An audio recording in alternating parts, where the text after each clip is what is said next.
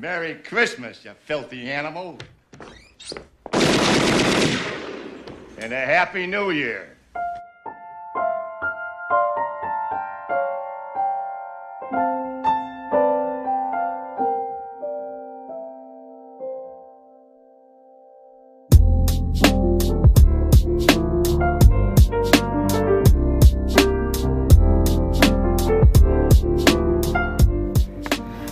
Ladies and gentlemen, welcome back to Cabin Fever Podcast. I am Sean Evans. I am one half of the old Cabin Fever Podcast. The other half is old Matt Whitney. And from me and Matt, we'd like to thank you for spending the time to listen to the Cabin Fever Podcast throughout the year.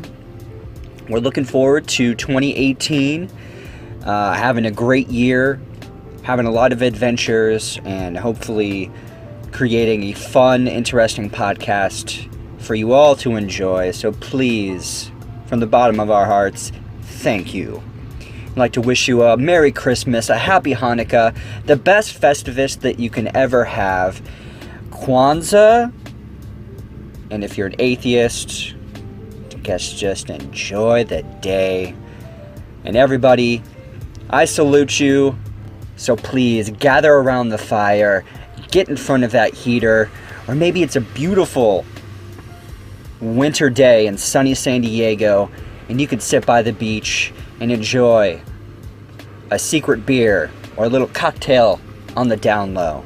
So sit back, relax, and enjoy today's podcast.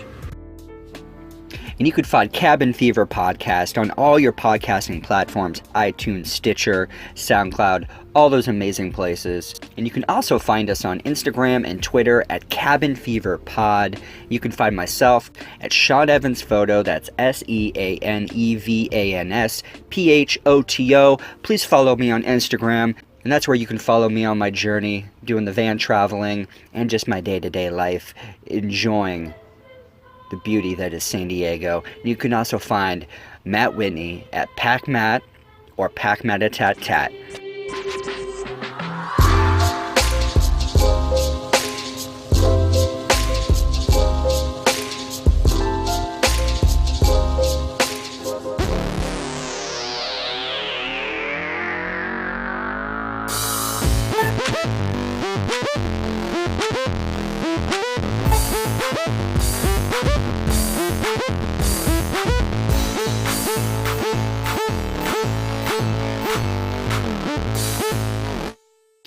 All right, we're golden. We're live. I can figure out what hand it is in what. I just tried to broadcast through the hookah. Yep. It wasn't working.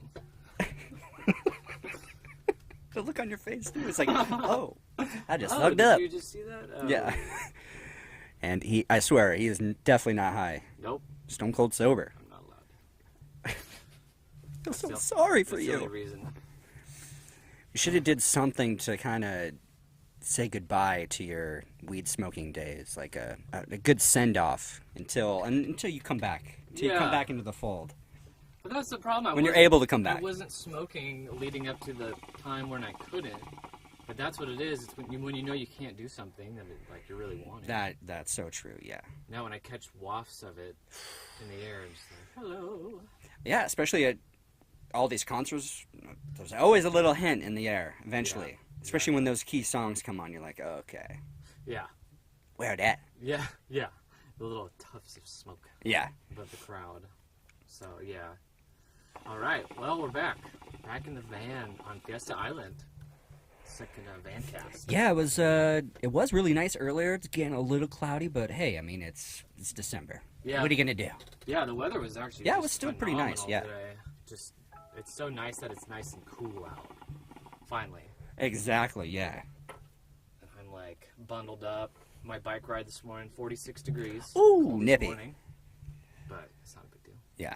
Once you get going, you warm up, you feel good. Oh, yeah. Yeah. Crisp air. Crisp air. I wear a nice little scarf. Nice. Keeps my face warm. Yeah. And that's really it. And Sweet. By the time That's it? Just a scarf? No. I'm figuring you're... 3 layers on. Yeah. And beanie. Yeah. and a jacket. Dude, I would put snowboarding pants over my jeans or whatever you are supposed to wear, and just anything to protect me from the cold, because I hate it. But I do appreciate San Diego getting a little nippy every once in a while. Yeah, I wear base layers under my jeans because now I'm at work in the warehouse. It's cold in there. Yeah. I'm walking in and out of our giant ass cooler all day. You're in the dungeon. Yeah, pretty much.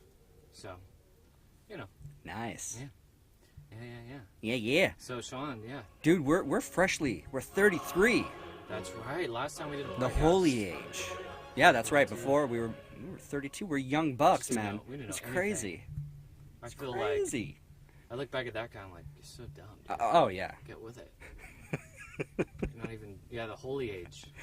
Oh yeah. I didn't know that. I think you told me that. And I did Google it just to make sure. I'm like, okay, yeah, he was crucified at 33. Oh. It's kind of a bummer. Yeah. Bummer age. That's But it was a weird to good think day. about because it said 33 AD Oh, is like when he died, so after death. It's just weird how they keep time off of this Yeah. individual. It's weird. Well, And now it's 2017, going on to 2018. Yeah. I don't buy it. No, me neither. They said there's like 600 missing years in there. Oh yeah, there's a bunch of Accounted shit. for. Yeah, oh yeah. People could have just made up before the internet. Oh hell yeah. Probably make it up now. Dude, it sucks. Like, if there ever is just a huge catastrophe and everything is just wiped out, no one's writing things in stone, That's or true. no one's really keeping what we got going on. Like, Yeah. there's probably vaults, but maybe it's like in big computers, or I don't know Right. how you would store X amount of information to like encompass what we've done as a society up to this point. Yeah. It's not like we have pyramids and shit to look at or hieroglyphics. I remember this kid in my math class when I was a freshman year, and he was older, but he was really into programming. That's what he wanted to do. And actually, I did look him up a few years later, and he did end up working for Microsoft. And that was always his dream. When we took this class together, I just was so in awe of that because it wasn't in my wheelhouse. or Oh whatever. yeah. But he told me about like initial programming languages and how even at that time, the last people to actually know, basically the people that came up with the code were like dying off or getting old, and they were the last people to know it, and they weren't. It's like that's whatever language that was. Wasn't being taught anymore. It was like what was being taught was like how to use the program that they built. Oh, So basically, it was whoa. just like a generation of engineers, basically, who engineered this whatever it was, were the last to know how to do it. So now we're just That's going trippy on, to think now, about. Yeah, now we're just like basing everything on stuff that was just there Right. for us, not knowing really how to deconstruct it. If that makes sense. Oh, dude, Yeah. that's crazy. I wish I knew exactly what I was talking about, like the exact codes and stuff Yeah. like that, but I do remember him telling me that and even being blown away as a kid, just making that realization. Like, Yeah. oh, that's crazy. Dude, that just makes me think of like simulation theory and like maybe there were a bunch of gods and they're the ones that wrote the code of what Right. we are, what this is. And well, they just died off and they knew the code and now we don't know the code. And it's like, how do you hack into this crazy thing called life? And the last one out That's just crazy. hit this autopilot button. Right, exactly. And like, now we're just living let's just in the- play it out. Yeah. And now we have got like And now we've got Trump as president, a like reality TV all show this insanity president all over the place. Yeah. Oh man. making decisions for our entire little virtual world going on. We're like, What the fuck? what version is this? Yeah. Oh man, that's trippy. Well, thinking about, you're talking about stuff like laid in stone and stuff, I just imagine this like future dystopia where someone's excavating, underneath what, or they're at the bottom of the ocean, what is an ocean then, because yep. the sea levels are going up. Yep. And they just find like a hatch and it's just full of like hard drives, Oh, right. that someone manages to like maybe crack into and just get glimpses of like what modern era is today and just be Oh, like, yeah. what the fuck happened, like maybe that will tell the story, but that's relying on a lot. They would have to have computers. I guess that would have to deconstruct the coding of, be it images or word text or whatever it might be. Okay, here's A lot would, I think, have to fall into place for like people to even figure that shit out. right. Let me paint this picture for you. Yeah, then. please. Okay, so it's a Waterworld type environment. All right, so watercolors. Got it. I'm painting with. I'm trying to picture your painting. No, I'm like. No, go. So you're Kevin Costner. You're in your little bubble thing that allows you to Oh, dive yes. down deep into the cityscape. Yep. All right, so you uncover this hard drive. You sail around with it for a few, years, and all of a sudden you come up to some outpost, and they've got this like super obscure computer connection for whatever reason. Yours is the one that fits the Right. the USB, Right, yeah. or whatever. Yep. So you plug it in, and then the first thing you hear is.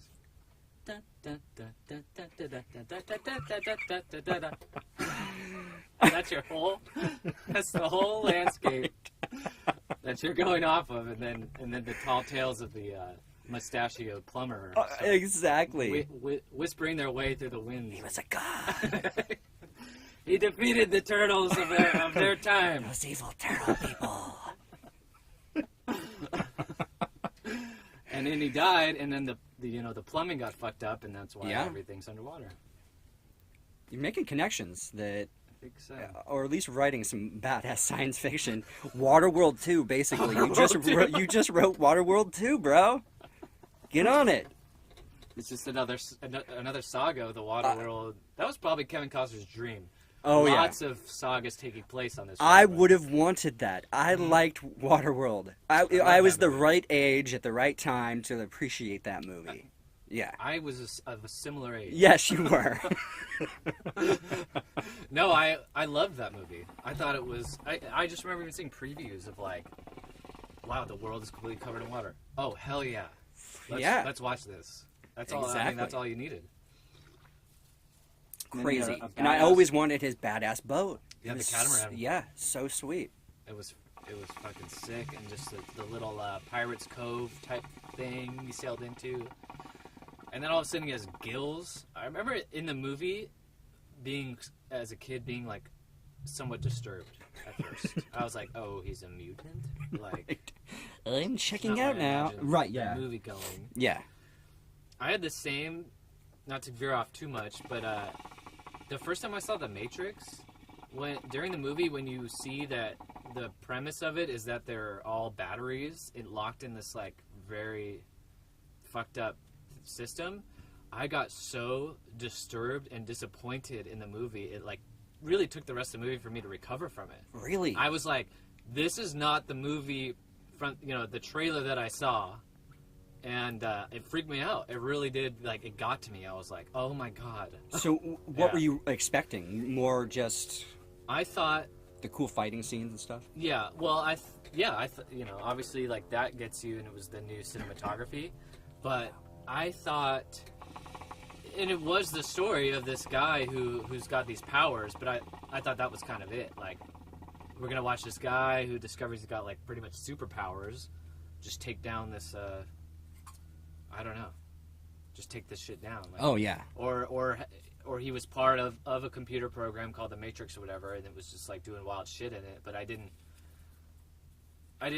almost like you would just tap into with your computer, which they were doing, but not to imagine that the real world was like in the future and it was like totally overrun by robots and stuff like that. Just freaked me out as a kid. I don't know. How did you appreciate the next two after that, or was it kind of just disappointing to figure out kind of at the end how it?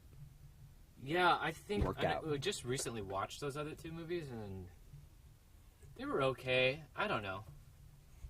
Like, they were kind of disappointing, I think. Yeah. In a way. The second one's cool because you explore so much more of the Matrix. Absolutely, yeah. But I think it does take away from the first one a little bit. Oh, yeah. The first one, absolutely. A lot of magic behind it. Same for me for Jurassic Park. Yeah. First yes, one, and absolutely. even the most recent one, it's basically rehashed of all the other ones, kind of just mashed in one, but it's just, graphically it's cool, and they had a couple of good actors that kind of made the movie. Yeah. It was a good nostalgia trip. Yes. And they, definitely honored the first movie. Yeah.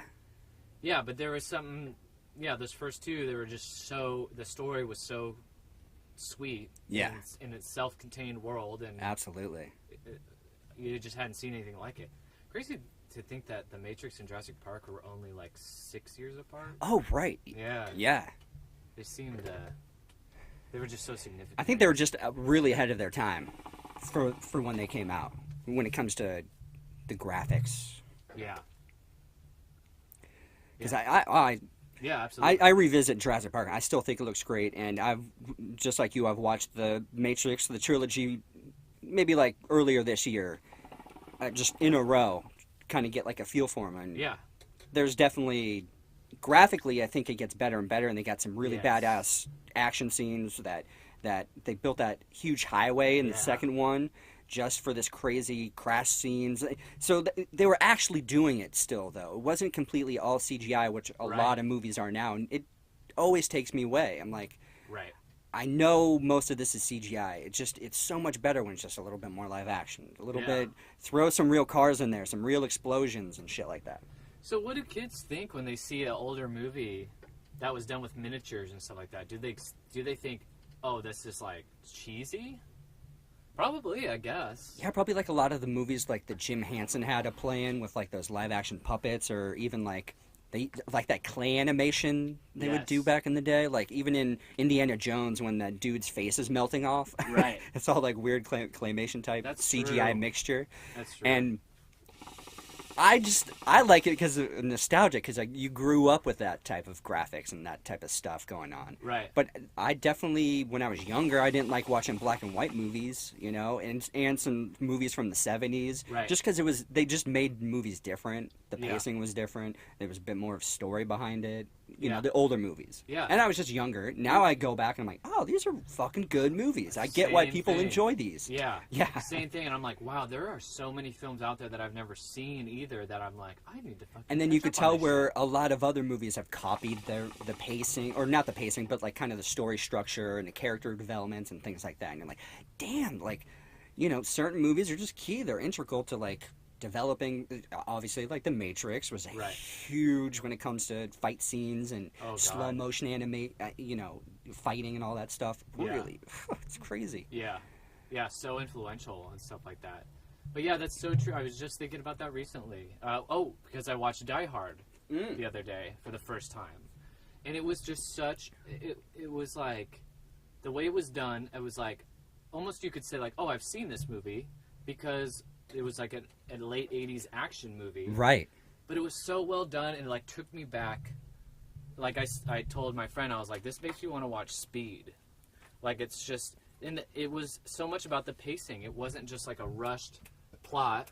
Like you were right there with them the whole time. Yep. And the way they set it up, and it was like kind of unpredictable, and it was just such a solid movie with actual cars crashing and bombs going off and stuff like that. And I was just like really into it, just like so into it. And I'm like, if you made this movie now, it would just be all. And I never saw the latter one, so I don't know how those turned out. But yeah, it would just be all CGI explosions and just, they'd be so flippant with it. You know what I mean? Oh, It yeah. would just lack that like reality. Or they have those movies that have come out recently that are like San Andreas, big time destruction movies, where it's just like the trailer is all CGI, and I'm like, I don't believe any of this. And the trailer is basically the entire movie now, and you're like, well, there better be some other good shit in this movie if I'm going to sit down for an hour and a half or 2 hours.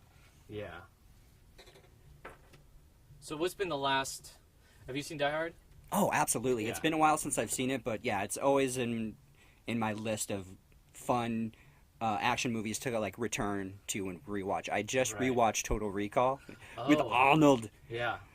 It's amazing how violent it is. Like I know it's pretty violent. Movies nowadays are still pretty violent. Like Sicario is really violent. Oh, yeah. But Total Recall, it was just, for that type of movie, it was just shocking, like the type of shit he did. But of course, it's an Arnold movie, and I loved it when I was younger, so I still appreciate it. It's got aliens, you're on Mars. It's a whole thing to it, and he's like, the whole like messing with your thoughts and implanting memories and stuff. It's just crazy. It's just a fun Arnold movie. That must have been so out there at the time, too. The crazy science fiction movie of that scale. Oh, yeah. I'm still blown away that Arnold was an actual, like, great... Yeah, go ahead, open just it. real quick, just Yeah. some air. Yeah, sorry. That's all good. Just amazing how Arnold was such a successful actor. He could barely speak English when he first Yeah. started acting, and then just was able to just continue his career. He's still doing movies. Yeah. I don't know how good they are, but he's still acting, and he was governor of California. It's just like, dude, this guy's had and Mr. Universe and a bunch of other crazy shit, and of course his fun sex scandals and stuff, and Yeah, the typical. He got that out of the way then. Oh, absolutely, Not yeah, now. yeah. Like, no one's gonna oust him. And he was able to do the steroids back in the day when they're all juiced to the gills, and Right. This is crazy. His career. Yeah, Total Recall. That'd be a fun one to revisit. Yeah, definitely revisit that one. Absolutely. Yeah, and Die Hard was so violent as well. Like, Yeah. it was just very, like, in your face, fucking blowing, people's heads off with guns and shit. And you're like, okay, this is very... Like, if I would have seen that movie as a kid, or... Well, my parents were strict. I wouldn't have been able to watch it. But probably for the better, because I was very sensitive, too. So if I watched those movies, I would have been, like, freaked the fuck out. Oh, I bet. I loved about that movie is the early, not computer graphics, but they like hack into the building's computer system, and it's very just so hacky. Yeah, exactly. It's Yeah. to the point of like comedy. Oh, you know? absolutely. It's So- just because technology has changed so much. You're just like, really? You're just like in this weird computer screen, like it's like blue, and you're like Right. typing. Even the front desk of that building. I mean, it's like I don't even know if they used the real front desk, but I even made a joke. I was like, it looks like the control panel to the Death Star. It's these all black, light up, huge buttons and computer screens and stuff like that. And it's like, you're the receptionist. Like, Yeah, this is right, so right. weird. What do all these fucking buttons do? Yeah. Oh man, what a trip. Yeah, it's definitely cool to go revisit that shit. Oh, for sure. Yeah. Absolutely. Yeah. Man, we got on this crazy tangent. Oh, yeah. That's Start the with way it goes. Waterworld. Oh. What were we saying? Oh yeah, Waterworld though. A lot of other cool adventures taking place on the water planet. Absolutely. Absolutely. I love that movie. I really do like that movie. I was just thinking, like, yeah, just thinking about it. Just that old dude who has to like be in the gasoline, and he's on that poor boat. And you're always like, what did you do to like get stuck down there? You're all like shriveled up, and he's like, 80 gallons left. Kill me. He's just so happy when he blows up. Yeah. Oh yeah. Yeah, definitely. Okay, so here's my little story about Waterworld. Is that it was over the summer. My cousin and I went to stay with our grandparents up in Oakhurst, which is just south of Yosemite. And we were spending like a week up there, and there was a little theater in the town. And during that week, my grandma went and took us to see all these movies. Thinking back, I'm like, there just wasn't enough to do.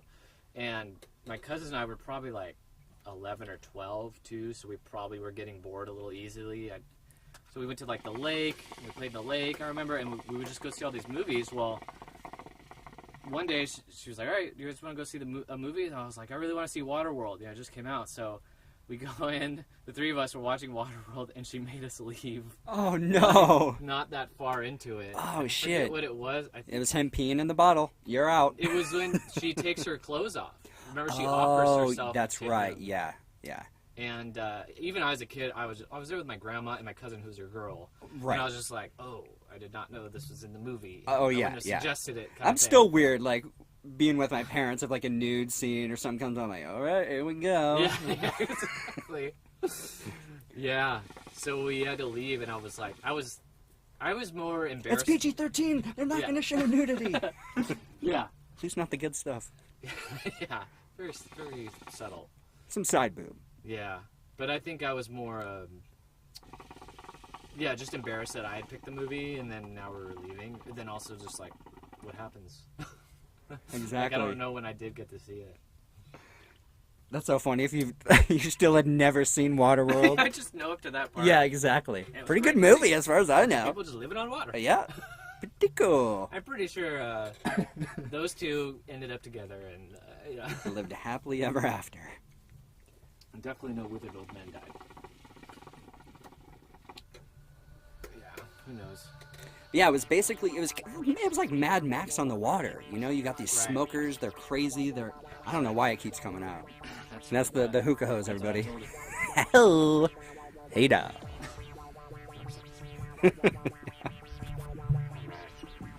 Yeah, MacGyvered that shit.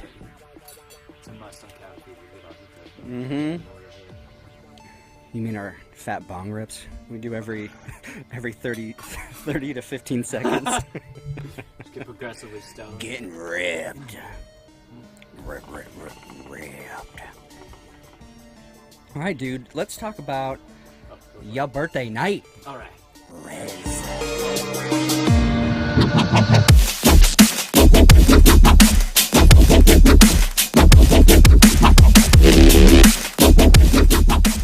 Yeah, man, let's talk about Rezz.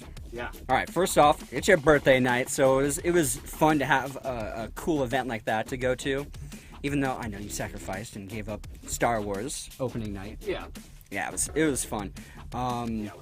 So, what'd you think? I thought, for me, visually, all the acts, except for the first one, he was still good. He just didn't have any like real visuals. But the second act was haywire. Yes. Really cool visuals. He was playing the piano, and I looked him up some of his music online, and yeah, he's just good. Like he's just. Really? I appreciate people that can do instruments, and then on top of that, have their already pre-produced good mixes and stuff like that. Yeah. Yeah. Yeah, he did a lot visually because he had a camera right at his keyboard. So Right, you could, yeah. like, literally watching him play on the screen and stuff Yeah. like that. And it was really cool. It was very badass. talented, dude. Yeah, very Sure. cool. Yeah.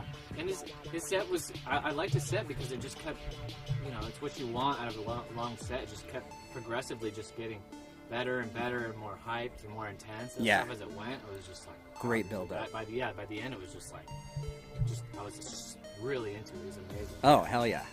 Yeah. And Rezz, though, visually just stunning. Man. Oh, I was yeah. Just, like, enthralled.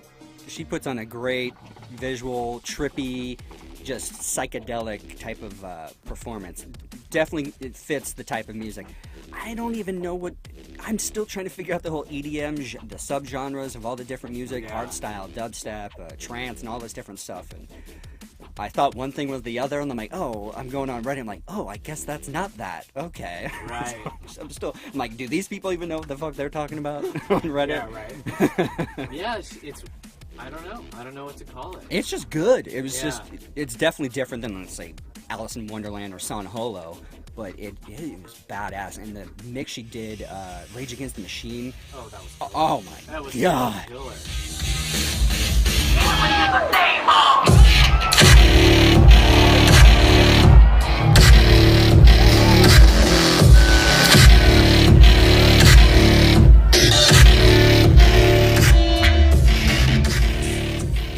Woo. Just subtle enough with the heavy bass. Yeah. That it was just like I kept saying too, it's like it's been forever since I actually even listened. It was Killing in the Name, and it's been a while since I even heard that song. But as soon as it came out, I was like, oh, it's fucking Rage. Mm-hmm. And it was just bad. It was just like, I think that was like the climax really of It the was, yeah. performance, too. Yeah. Because she did get a little like heavier, a little faster in there. And then it's weird how she builds her music or her live set because it's all centered around this like slow and steady bass beat. Yes, yeah. I think she might just be on her own style, whatever that is. Whatever she's doing I like it. I'm enjoying it. It was cool. I really wish it was a little longer. Like, I don't know, do an hour and a half, hour 15. Just seemed like she did a tight hour. Yeah. Yeah. But it did work out. It did work out because it was a Thursday night. And can't be out till 3 in the morning. It's just not like at EDC the sets are. Well, they're just as long, well, some of them are longer. It depends on the artist. Yeah, Stuff, the headliners typically go a little longer, I think. Yeah. That's true. Yeah. Yeah, like the big acts. But I guess she's pretty big. She's still working her way up. I think she just got Artist of the Year from one of the music people that. Yeah, one of those things. Yeah. Yeah. Which I could totally see. I'm bummed we didn't see her at EDC. I know. I'm already like I'm assuming she's gonna be there next year, and I'm like I would totally go and see her, and then depending on other DJs who were playing, Yeah. I would, especially if she's at Kinetic Field or Circuit Grounds. Hell yeah! Sweet ass visuals, pyrotechnics, Yeah. fireworks. That'd be insane. Yeah. Well, so how was San Holo?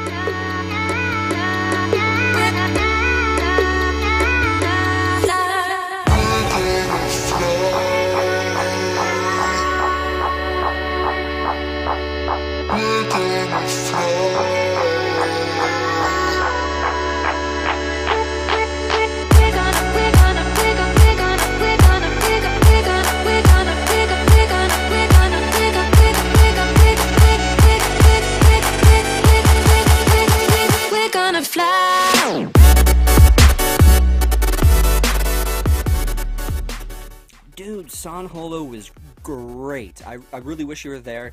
So San Holo, he was playing at Spin nightclub. It's a two levels to it, and it's open. So when you're on the top balcony, you can look down, you can see everyone dancing, and then you can look down and watch the DJ. The place wasn't really like centered around like visuals or anything like that. Oh, okay. So it was just basically got the DJ booth, and then you got a decent sized dance floor, and then of course you got the 2 levels. They got a bar upstairs and downstairs, so it's pretty easy for people to get their drinks or whatever.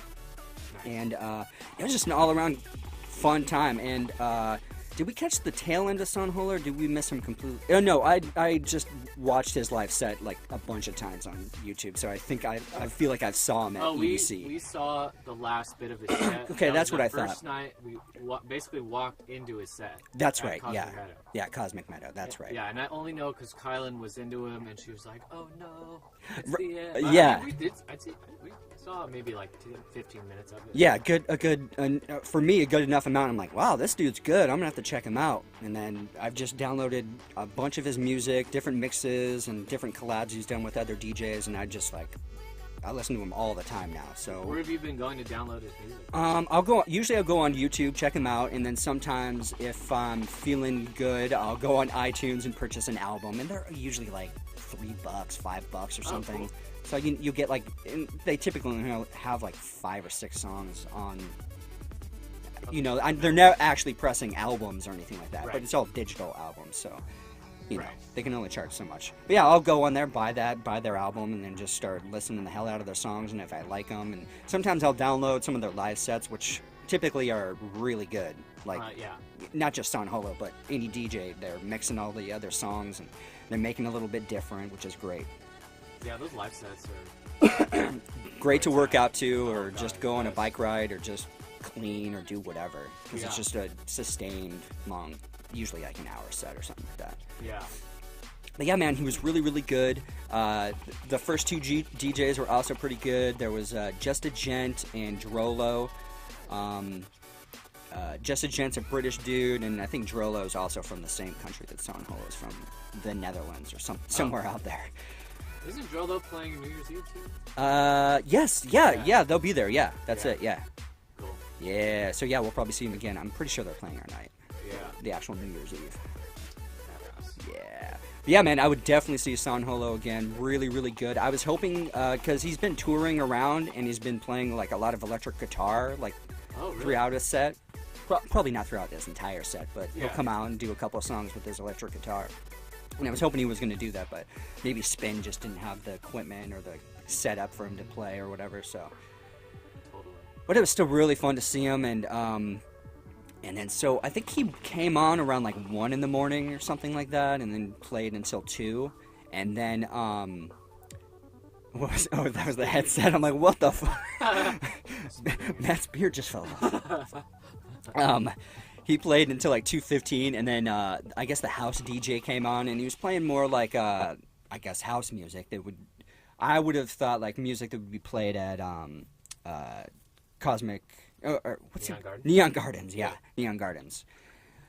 And it was good. So I should say Katie and Bill were there, and then Kylan was also there. So it was fun to have other people there to enjoy the show with. Yeah. And then so yeah, they pieced out after San Holo, and I was still riding high, feeling good. So I decided to stay and just kind of get a feel for the place. And it was pretty cool because obviously since San Holo left, it really thinned out the crowd. So going from a few hundred people down to 40 some odd people. Yeah. And the dance floor was pretty spread out, so you can just kind of hang out, do a little dancing, chill. People are starting to do what do they call it, shuffling, and Oh, right. just became kind of like a little party, and it was just fun for me to just kind of watch and observe, and just like what kind of people are like the last people who are still going to be going at like 3 in the morning. And Right. it was pretty cool. And then it just, as the night went on, it just kind of slowly, and it was basically like 15 people. Wow. We were all just hanging around, just some were still kind of dancing, and then eventually the lights come on, and you're like, oh shit, what the fuck? Oh, that's what you look like. Woo. Yeah. Yeah, and there were a couple of chicks, just walking around. It looked like they were still rolling, still having a good old time, and like sometimes they, like, one of them would just come up to you and she'd just, like, rub you, and she's like, she did this to me, and she's like, I really like your outfit, because I had the Let's Get Weird shirt. Oh, okay. From Workaholics. Yeah. And it was just, I was, like, under the black light, so it was all, like, lit up, and she was just, like, looking at it. And wow. Her eyes are all big. I'm like, yeah. Nice. But she was going out around to everyone, like, yeah, being very friendly. Oh man. But yeah, it was just fun, and I normally don't really listen to that type of EDM, so it was cool just to, like, dance the rest of my my good time away. Good time juice. Yeah, my good time juice, my EDM vitamin. I was finally wearing off the tail end of it, and then yeah, it was just cool, and just, like, ended at 3:15, and I'm like, all right, I feel good. I didn't have anything to drink, so I'm like, I'm good to go. Yeah, It was good. It was fun. That's what I really enjoyed about my birthday at Rezz too. When it was done, I was just like, I had all this energy. I was hyped. Exactly. In the show, yeah, like it definitely could have kept going, but yeah, we went back to your place and watched that's true. Dylan Francis. Yeah, we did kind of keep it going a little. Yeah, bit. from his EDC set. Yeah, it was Yeah. just nice not being hungover the next day. Oh, so nice. Yeah. I don't know, man. You know, it really is true. When you get in your 30s, the hangover is just way different than when you're in your early 20s, and Yeah. it's horrendous sometimes. Yeah. Yeah, I don't think there's any way around it. I mean, you can kind of curb it, Right. but that's that general malaise of tiredness. I think that just really affects you, like, all day long. Oh, You're yeah. just like, you can't even sleep it off, really. Exactly. Yeah. It's crazy. I don't like it. Whatever. Live it up now, kids. Exactly. Live it up now. So yeah, man, I think that was a great way, because we kind of did San Holo for my birthday, and then of course we did Rezz on your birthday. So it was nice to have some fun events to look forward to. Yeah. And now we got New Year's, which I cannot wait for. Like, Yeah. I'm really looking forward to that. Yeah. Yeah. That's going to be quite a show. Oh, it is. Big time show. We're A going big to arena, yeah. a big sports arena here in San Diego, and there's a whole Was it now huge the lineup. Valley View? Valley View Casino Center. Yeah. Yeah. Put on a lot of good shows there, but this will be the first time, EDM show there. It's Yeah. such a big place too, so I feel like it shouldn't be too crammed. I wouldn't imagine. No, and I'm pretty sure they're going to have some of the seating areas are going to be open as well. So if you want to get out of the big pit area, you can Right. go and chill, and probably the back, or Yeah. sit down for a little bit. It's just like a closed off arena space too, so it's probably just gonna be like loud as fuck. Oh, hell yeah. Yeah. Oh, yeah. And we're seeing Tiesto. Oh, yeah, Tiesto. One of Is the- that who you're looking forward to most, seeing Tiesto? Yeah, I think so. Just Yeah. because it was like such a good show. At Oh, he was EDC. so good, yeah. He's a pro, man. Yeah. He's like he is one of those old school EDM legends type guys, you know, Hall of Famers. Still going strong. Yeah. Yeah, it just puts on such a killer show, and Yeah. playing right after midnight, so we'll probably have like just 2 good hours to just fucking do whatever he wants. So, Exactly. yeah, it's gonna be a good show. It's going to be great. Yeah. Yeah, cool. Hell yeah. Did you have anything? No, man. Say? Yeah, I didn't have too much. Just had the Rezz San Holo, and then Well, Sean, you just the holy. moved back into his Yeah, man. mobile estate. Yeah, man, it feels really good to be back in the van. So when I left to go to Illinois to visit my grandparents and uncles and aunts and all those people, I dropped the van off to get worked on. I thought it would be some simple mechanical things, you know, quick tune-up, maybe need some brake pads or something like that. Yeah. I wanted to get the spare tire situation handled and all that stuff, and then I wanted to get a new tire for the blowout tire and then the spare tire, because I guess that spare tire was as old as this RV was, so it was an old ass tire. So Wow. I was lucky that it did last as long as it did last, I guess. Yeah. Even though it looked really good, it was probably sitting under under there for That's crazy. since they put it up there probably. Yeah. So yeah, take it to the mechanic, and of course they find a bunch of other stuff, which I'm okay with. You know, if it does actually need to be fixed, then let's fix it. And Right. it just added up to a lot of cash, and it took a lot longer than I was expecting. Luckily, I was able to just kind of apartment sit for my mom, who was still in Illinois at the time, still visiting. And so, you know, it was nice still having a place where I could still, you know, do all my business stuff and not Right. really have to worry about, you know, renting a hotel or Airbnb or something like that, or live in the van, you know, and just like come back to it at night and sleep in it and just figure out what I'm going to be doing for the next 8 hours. And lucky enough, I had a car to use. I was able to use one of my mom's cars, so it worked out nice. But yeah, it's definitely, I was getting a little, not depressed, but just like, damn, I just want to get back on the road. Like I had all this time, like I could have like planned these little mini trips or something, but I just felt stuck in Ramona. Right. Yeah, so now I'm like, all right, back in the van, gonna take a day and basically move back in, because I had to get a bunch of clothes, all my electronics and all that stuff, and reset up the refrigerator and all that good stuff. But yeah, it definitely feels good to be back in the van. Now I'm going to start planning some more trips, kind of working around my work schedule, and I definitely, especially after all these repairs, like I got to get back to hustling. Right. But I really you can only do so much, especially this time of year when it comes to doing photo shoots and stuff. Like, I don't really like doing all the Christmas card stuff and, that type of shoots. So and then all these like big companies that I do work for, everyone's on vacation, so you're really not getting, shoots aren't really coming your way, and real estate, it kind of slows down during this time frame anyways, and vacation rentals and all that shit. So yeah, totally. It's just it's just gonna motivate me, I guess, to get hustling, get more photography jobs, maybe do some random other little odd jobs or something like that, just to get the old savings back to where I want it, so I can start doing some longer trips, all the stuff I plan, like going Northern California, Grand Canyon, and Zion National Park, all those fun places. So was yesterday your first day back?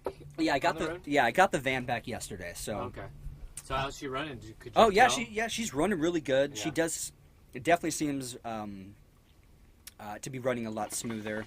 The brakes seem to be a little bit better. Well, obviously because they're basically all brand new shit. So yeah, I definitely feel like it was well worth it, and I do want the van to be in tip-top shape, especially if I'm going to be doing these long journeys. Yeah, and I just want it to be as comfortable and as reliable as possible. So I feel like we're in a good spot right now. Good. Yeah. Yeah. I'm like, well, sometimes it is hard because, money is, it's something you need to do. Yeah. It's something you need to have, and to do it, you need to work hard. So it's going to motivate me to keep working hard. Yeah, exactly. Get that hustle back in me, yeah. I think it's just such a good sign, though, that, like, you were just ready to get back in it, Oh, just yeah. It's telling about Absolutely. this decision you made. Oh, yeah. Oh, yeah. It was nice, though, just being able to plug in to electricity or infinite water, all that stuff. But it's not like a big inconvenience or anything like that to, take a shower at the gym or, take a shower in here. Yeah. So it's really not that bad. No, I legitimately started to miss your photos. That's why I was like, when the hell, where is he? I was just like, you used to like these fantastic photos and stuff, living vicariously through your journey. Oh, yeah. So, No, yeah, now that I'm back, that's another thing. I'm like, I don't want to just be posting old photos that I took, a couple of weeks ago. Right. I want to be doing it, posting it. This is the sunset I just saw. This is something cool I just was doing, in the van. Yeah, totally. Well, good.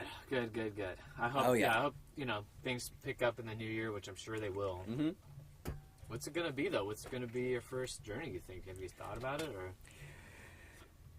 I think the next mini trip I'm going to do is probably just going to be a nice desert trip, just kind of like what we did similar when we did the mushroom trip. Just find a cool spot to just kind of camp out. I might even go further and go a little bit more near the river area, and at least have some water. I'm not going to go swimming, but I could at least enjoy the area because it's beautiful there and it's great. And find some BLM land that's I know it's there. I've seen people camping like right off the same river we go and visit all. Dude, you might find a nice little fucking piece of treasure. Absolutely. Which I think would be amazing. Yeah. Go find some nice BLM. Go camping. Mm-hmm. Have the river nearby. I mean, that would be. You got it all to yourself. Oh yeah. You're not fighting for like a little tiny ass beach. Exactly. Yeah. Exactly. That'd be pretty money. Oh yeah, and there's this big event. It's called RTR. It's Rubber Tramp Rendezvous. Ooh. They all, all these van travelers, RV travelers, they just go and meet up, and they just go on BLM land, just hang out, talk shop, meet up. Oh, that's okay, Yeah. awesome. Where is it at? I forget the exact area. I'll have to look it up, and then I'll post something on the Facebook or Twitter or something like that where it's going to be. But it's in BLM land, and I'm pretty sure it's in California. It's got to be in California. When maybe Arizona. just go down. It's coming in January. Oh, cool. Yeah. So Dude, I think you should. January 20th, but it goes for like a week or something like Yeah. that. So it'd be cool just to go for a couple of days, check it out. And there'll be some people that I watch on, YouTube, like van travelers and stuff. So it'd be cool if, Sweet. to stumble upon them and meet up with them. Like, hey, Ed, you motivated me to get in the van and Dude. do my thing. So yeah, I'm looking forward to that. You're commiserating with all these people that are just Right. like you, making their living, probably doing something Yep. creative. Yeah, basically. exactly. And who knows what that could lead to connections. Oh, or yeah. just ideas and Oh, for sure. some ladies, some vans. Right, yeah, exactly. Yeah, some more like-minded people. Yeah. Dude, I really hope you do. That's cool. Yeah, and then I'm looking to, before I was talking about doing like YouTube videos and stuff like that. Yeah, So I'm yeah. probably gonna get around to doing more stuff like that because I bought a huge hard drive. So I'm gonna Cool. clear my computer off so I can start making videos because that takes up a lot of memory and Right. RAM and all that stuff, a lot of hard drive space. So I'm gonna clear up some memory in my computer and just start making little videos and. Not overthinking it and not trying to like copy what other van travelers or other Yeah. people are doing. Just try to find my own niche and try to do my own thing. And I've got this cool van and planning on doing go to a lot of cool places. So might as well record it. And even just for my sake to like look back and like, oh yeah, that was fun. That was a cool Right. trip or something like that. Yeah. Dude, totally. Like, just think about when you weren't, living in the van. Yeah. Just scrolling through YouTube. Oh, yeah. Obviously, there's different levels of, production, whatever. Yeah. But even when I go on there, it's like I'll watch some guy just do a tour of his van. Even you do have that old video of the tour of this van, which I thought was sweet as it is. It was like, I want to see what people's vans look like. I want to see what the interior they're working with. They're all kind of inspiring in their own way. Oh yeah. So yeah, like you said, you don't overthink it. You're just kind of like, this is where I'm at. This is what I do. Yeah, exactly. People love that shit. Oh yeah. Yeah, and I still have an idea, like, for doing the whole California burrito thing, like just doing a segment where I just kind of go to different taco shops around San Diego and just kind of try out their California burrito, do the comparison, because they are all pretty different. Like, I've been just doing research on the side, and I've been I was up in Ramona for a couple of days, so it was kind of nice to go back to these, go to Mananas, go to La Salsas, just different places, El Rallies, what is it, Los Rancheros. Los Rancheros. Those rallies. Los Rallies. And just try their California burrito, and goddamn, Ramona makes some good Mexican food. They do. It's so good. It's good. Yeah. I was up there today, and it's like, so I have in the past planned my route around stopping at Los Rallies, like on the way out of town to grab some food. Oh yeah. It's like a must. That's a great idea. I love that. Yeah. It's so easy to do and just fun, and just like people will watch it and be like, oh, exactly. This is cool. We should try that out. Yeah, exactly. And I think too, I would always imagine people coming to San Diego and seeing those places and being like, oh, why would anyone eat there? Like, yeah. But we all know as locals that like the shoddier looking paint job and haphazard menu usually means you're gonna really get really good food. And I think that'd be neat to see in a video, if you're out in the fucking Midwest and you're like, look at this guy, he's like eating all these burritos, but then you'll be talking them up and people will be like, oh, hell yeah. Great. Yeah, if anybody who's traveling to San Diego and you see a taco shop, it's like an Wiener Schnitzel, and now it's painted different colors, and it's El Roberto's, it's probably pretty damn good. Yeah. Mismatched paint jobs. Yeah. Yeah. Flat paint, definitely flat, and there might be chip paint. Yeah, definitely. Just as long as there's no chip paint in the burrito, I'm guaranteeing it's good food. Yeah. Yeah. Yeah, walk-up window and someone that barely speaks English. But they all take cards now. So. Oh, which is great. Yeah, and sometimes, back in the day, I was like, oh, fuck, I don't have cash. Yeah. But back in the day, you would only need $5. Now you need at least $8 sometimes. I was just going to say, I stopped off with my sister last week at just a normal looking place. Yeah. And that was like $7-8. Mm-hmm. I was like, whoa. Hey now, inflation. What's Have it they caught coming on? at you? Right, exactly. They caught on They now. caught on when you have like an arm-sized burrito and you're only paying $5 for it. And he's like, wow, that's a pretty good deal. Yeah. It's hard to imagine, like, burritos are just so commonplace. You know? Yeah. They're just amazing. We are spoiled here in San Diego when it comes to Mexican food. Yeah. We really are. Well, that's cool, man. What's your go-to? Oh, so Los Rancheros. Los Rancheros. In Ramona. Yeah. Down here, and a bunch of them have opened up. They're called Vallartas. Oh, Vallarta, yeah. There's a bunch down Very in good. San Diego now, and they're expensive, I guess. They're probably on par with the rest of Mexican food now, but their serving sizes are gigantic. Which I appreciate, yeah. Yeah, and I've been going to one regularly for 5 years, and they still haven't skimped on anything. So That's key. Yeah. Very key. And I do pay attention to that. You have to. Yeah, and their carne that they use is like the best that I've had out of any Mexican food place. Yeah. Like they give you like choice It's probably cut. better quality It's meat, definitely. It's not like that like really gray. I know what you're talking about. Yeah, You yeah. can tell it's cheaper because it's Oh, a yeah. little grayer. Yeah. And this one is like dark Yeah. meat that's kind of like still all kind of connected in the way that if you cook carne on your own. Exactly. Yeah. It's great. Oh, making me hungry. I think I might get a burrito later tonight. You have to. You should get their carne asada. Well, what I get and what I feel like, what was introduced to me is their signature burrito is a queso burrito, which is just a carne asada burrito wrapped in a fried quesadilla. So you get the fried cheese. Oh, yeah. And it's just too good. I mean, I'll eat the whole fucking thing. Oh, yeah. When I used to go hiking all the time with my friends, I would just stop there on the way early in the morning. I'd down an entire burrito, and I would be good for the rest of the day. Oh, yeah. Oh, yeah. Spend the whole day burning it off on a hike, and then That's the way to do it, probably really. eat another burrito on my way home. Exactly. A little recovery burrito. Yeah. Hell yeah, you got to treat yourself, man. You just walked a few miles, so, you know. Yeah, exactly. Yeah. Gotta get that energy back. Yeah, that's fucking awesome. All right, dude. You want to get to some recs? Yeah. Get some recommendations. I know you got some. I'll do mine real quick because I only have one thing, and I really do highly recommend this. Jim and Andy, The Great Beyond. It's on Netflix. So it's Jim Carrey, and they basically did kind of like a behind the scenes, kind of following Jim Carrey's antics as he was playing Andy Kaufman on Man in the Moon. Which came out like 20 years ago. Yeah, it was a long time ago. Yeah. And I appreciate it so much more now, being, in my 30s.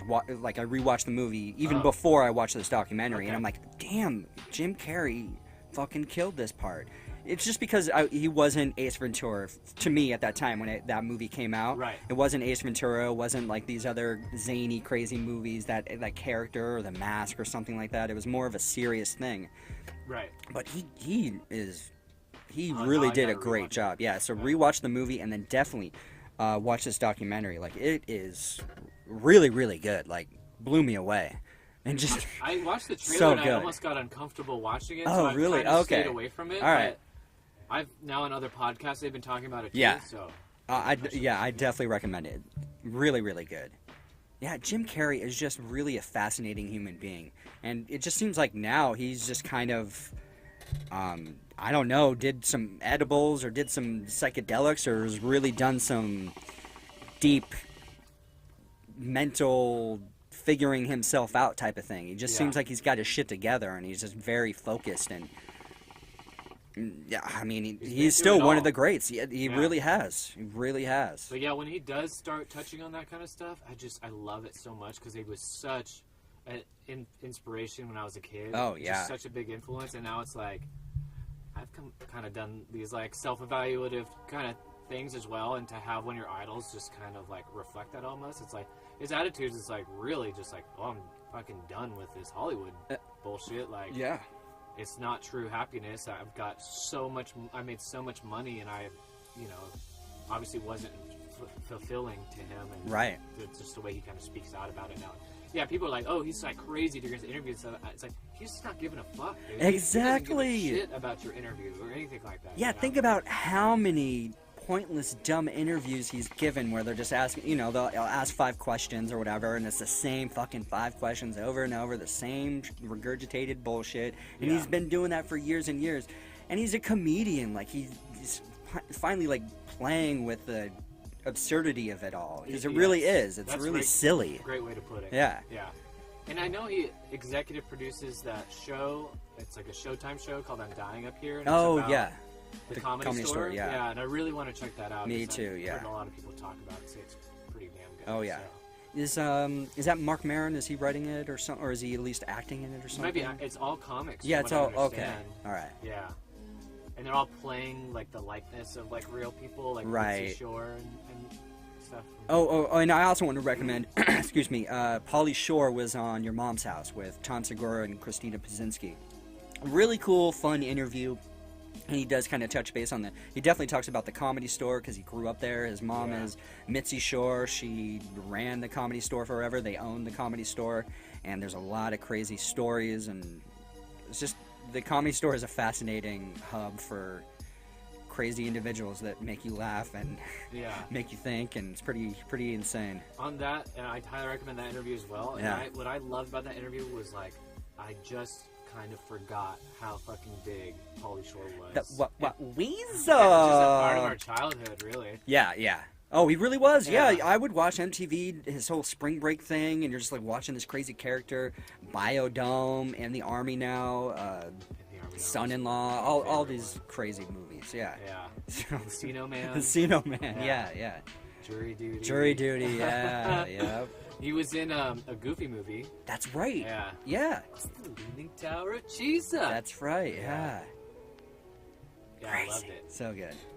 Cool. Yeah, man. So that's my recommendation. Well, piggybacking on that too. I've started listening to Tiger Belly. That's Bobby Lee's podcast, and they're like pretty up there in episodes, up to like almost 100. Oh, nice. And so they've got great guests. And today, oddly enough, one of the back episodes is Pauly Shore, because they have like a long relationship. And this one's from like a year ago, but it's really great. It's funny, and they tell, what I like about Bobby Lee's podcast is just such a crazy character, and he's got just incredible stories. And he's from San Diego. He's like a San Diego native, and so he references San Diego a lot, which is cool, being a San Diegan.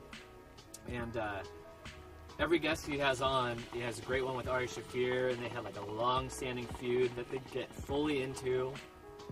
And he's just so funny, and it's like him and his girlfriend. I think his producer is like his brother. Yeah, I think his younger brother.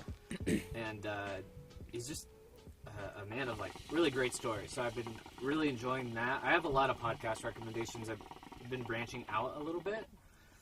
Oh wow! See, here's one that I haven't even listened to yet. Okay, so some other recommendations. This is like a big podcast, but it's called Revisionist History. It's Malcolm Gladwell's podcast. He's got 2 seasons. Basically looks into like basically whatever the man's interested in. He's got a lot of interests and stuff, but usually like things in history that we all remember one way, but he gets pretty deep into it, and that's why it's called Revisionist History. It's kind of like actually coming out with like kind of what really happened. He did this. One of them was so great. It was about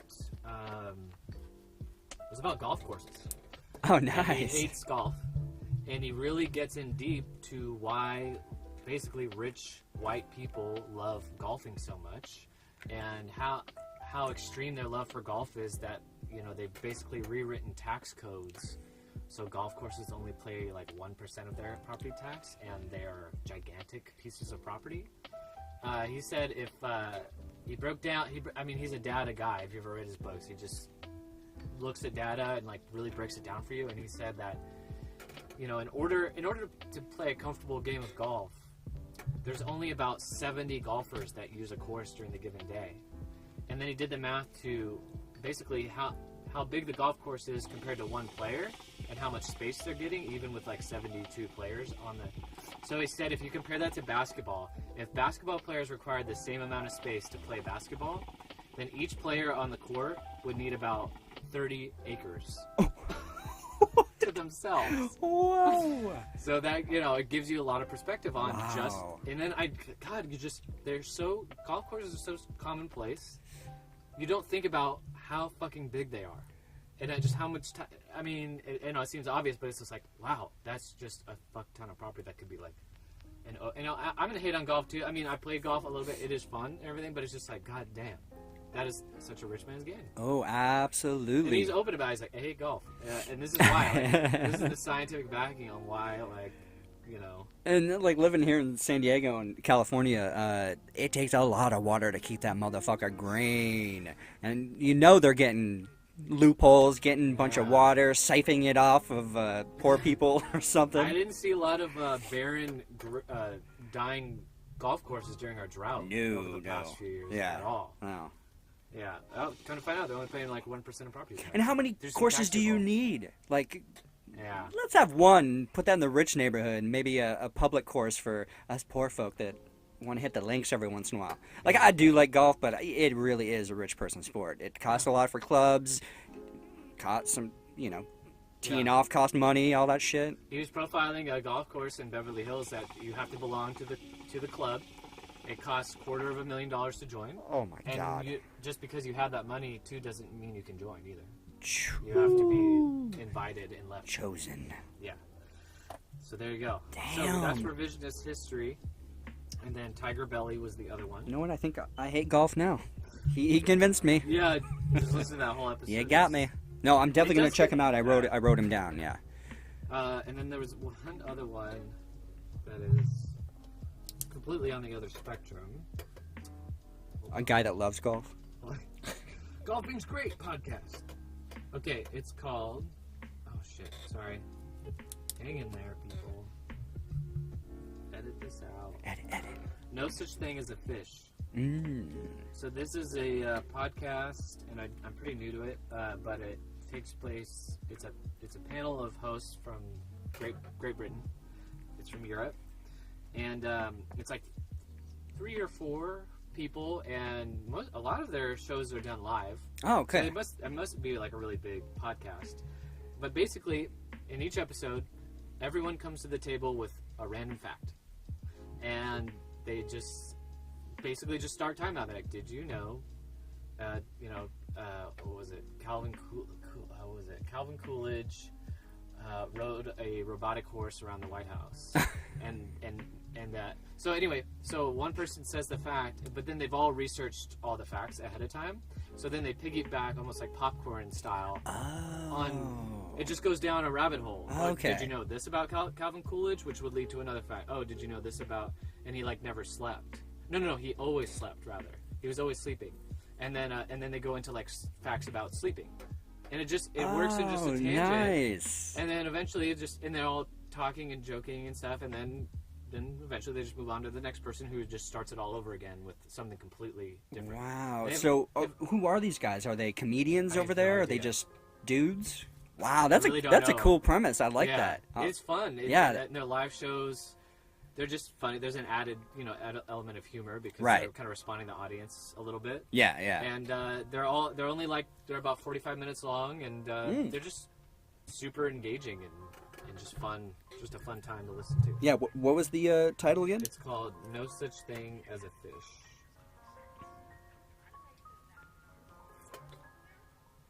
Yeah. That's awesome. Yeah, I'm definitely checking all these podcasts out. And I just started listening to Tinfoil Hat. Yeah, me too. Oh, you did? Yeah. Yeah, I like Sam Tripoli on it. Yeah. Yeah, he's another one where I've gone through and listened to him on a bunch of other shows. He was on Bert Kreischer's Bertcast.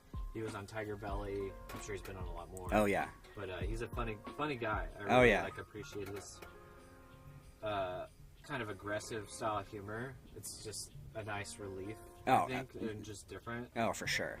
And, and then he's a part of Punch Drunk Sports with Ari Shaffir. And, I think he's pretty great.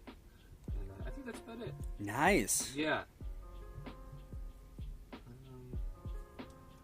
Something else I've watched recently, but I guess it was just Die Hard that keeps on coming. Oh, have you seen that show Dark on Netflix? Oh, Dark. It's I a think I've show seen it about- pop up. It's a German show, but you can watch it overdubbed Okay. or obviously with subtitles too. I do Yeah. both. Oh, okay, nice. And it's a series. It's the first season, and it's about time travel. Ooh. Or involves I like that. a small town in Germany suffering from these basically elements related to time travel. Did pretty damn good. the Nazis do something in the 40s? Disrupt the timeline? No, Is it set in Germany? it is set in Okay. Germany. Yeah. Oh, nice. Yeah. Dark. Yeah, it's called Dark. Nice. I'm checking it out. Yeah, it's pretty good.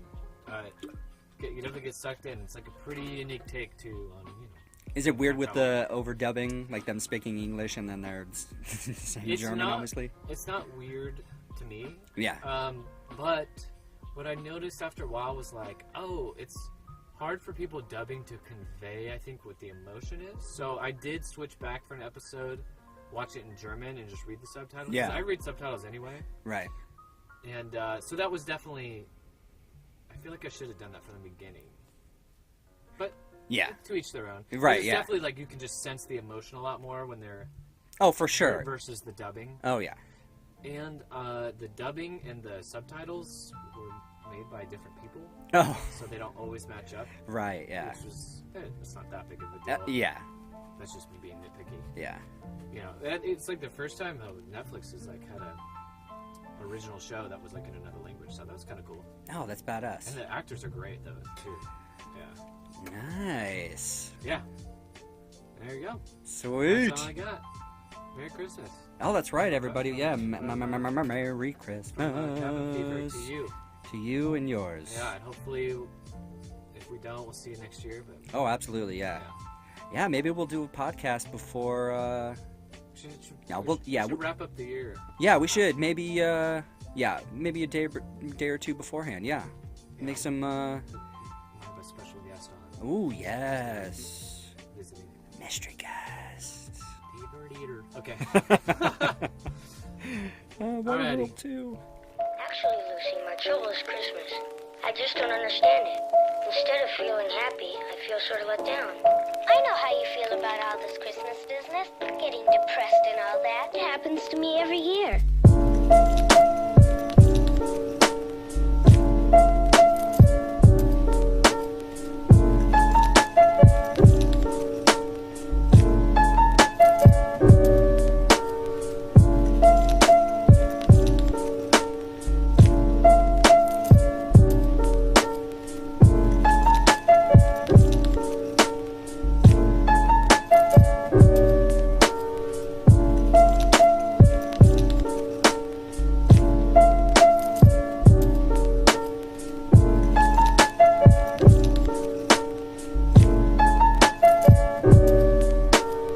I never get what I really want. What is it you want?